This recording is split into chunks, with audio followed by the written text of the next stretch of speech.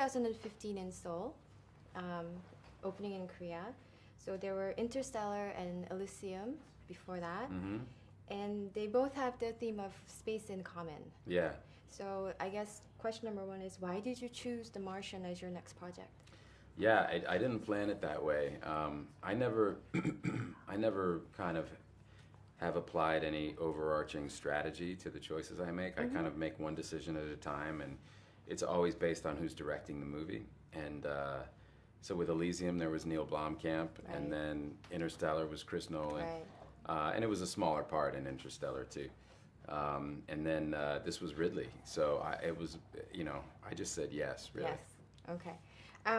So some people might say, so don't get this wrong, some people might say, oh, it's another movie dealing with survival in space. So if, could you tell us something that would be unique to The Martian? Something differentiated, perhaps in, you know, a must-see reason? Yeah, I guess, you know, it's based on a book that's a bestseller that people really love, and they connect to this character of Mark Watney. And he's not in space, he's on Mars. So it's about a guy trying to survive on a planet that is totally inhospitable. So we're not in space very much in this movie. It's really about a guy. It's kind of like the Robinson Crusoe story, really. And when I talked to Ridley about it originally, he said, I've always wanted to make Robinson Crusoe, and this is kind of my chance to do that.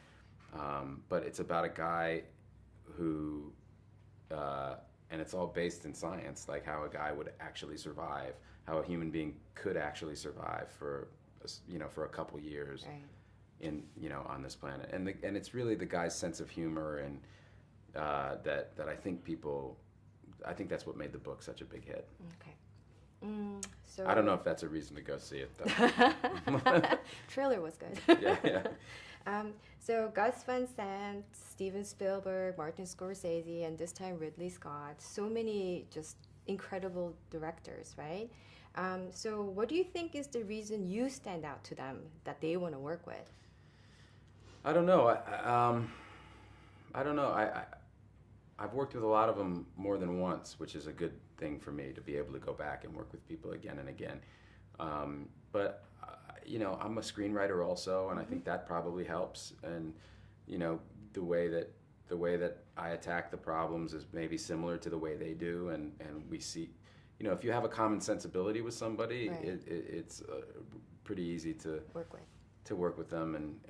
And there's the one thing those guys have in common is, as big as they all are, and you know, kind of renowned as they all are, they don't really have an ego about the job. The job is, you know, all of that stuff gets left behind when they get down to the problem solving, the day-to-day problem solving. And so they all attract people, and they all work with the same people on their crews who they have found help them solve problems the best. And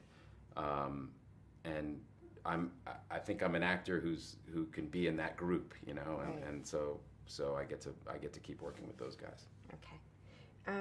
So I actually went back and saw Interstellar. And so both actually Dr. Mann and Watney are doing actually what they're doing what they need to do to survive, right? But what would you say is the fundamental difference between the two characters? I think the film has a fundamental difference in its attitude towards the characters.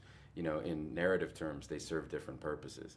You know, Dr. Mann kind of in Interstellar is he represents the selfishness and the cynicism, and you know, and that kind of need for human survival, and it's looked at in a certain way. Whereas Watney, it's that same need for survival and that same very human experience that he's going through, but it's celebrated, and it's celebrated as a way to highlight the entire human condition and how we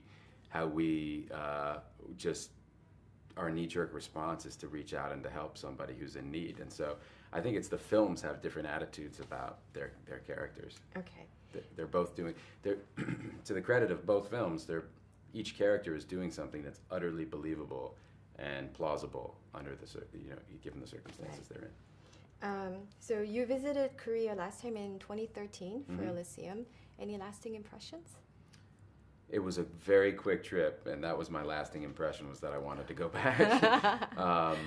But I wasn't allowed to do too much anyway because my wife wasn't with me. So she said, don't explore too much until we can go together. So it was like 3 days, but I spent most of the time in the hotel doing interviews. So hopefully next time. yeah, definitely. Okay.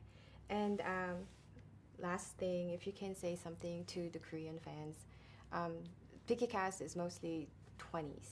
PikiCast is mostly 20s. Mostly 20s. Hello, PikiCast.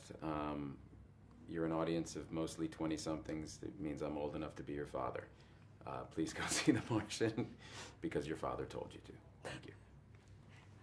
Thank you very much.